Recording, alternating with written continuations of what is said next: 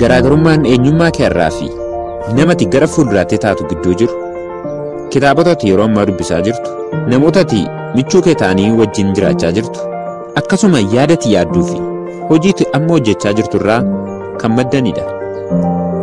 Namni ati yeroo baay'ee waliin ooltu ilaalcha kee irratti dhiibbaa olaanaa uuma.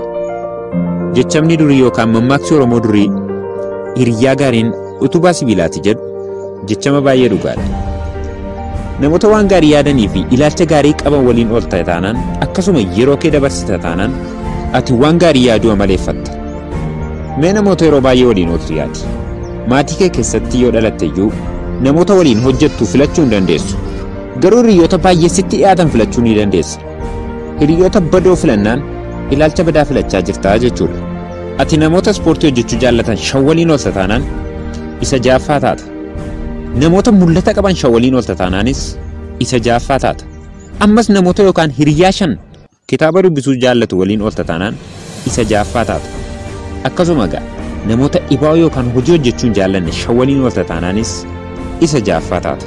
Ati jireenya kee keessatti namoota gaggaarii ta'an michuu kee godhannaan yaadaa fi ilaalcha gaggaariitu keessa keetti dagaaga. Namichi yeroo jalqabaa fi makiinaa hojjete Henry Ford akkas jedhee ture. Hiriyyaan koo gaariin nama keessa kootii waan gaarii baaseedha jedhee ture. Mee atis waan hiriyoonni kee keessa keetii baasan yaadime. Yaadaa fi ilaalcha hiriyoonni kee keessa keetti uuman gaarii miti taanaan ammuma daftee hiriyoota kee kana jijjiiruu danda'u qabda.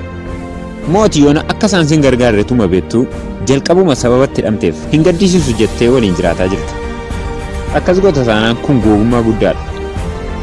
Namoota ati waliin ooltu kun kitaabota ati dubbistu kun sagantaa TV yookaan YouTube ati ilaaluu jaallattu kun jireenya kee gara fuulduraa irratti dhiibbaa akka inni godhu hubattee seeraan itti yaaddee filachuu yookaan hordofuu akka qabdu dhaamsa kooti.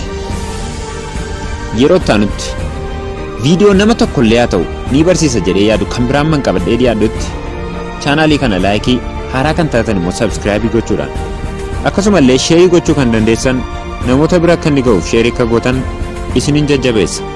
Galatoomaa.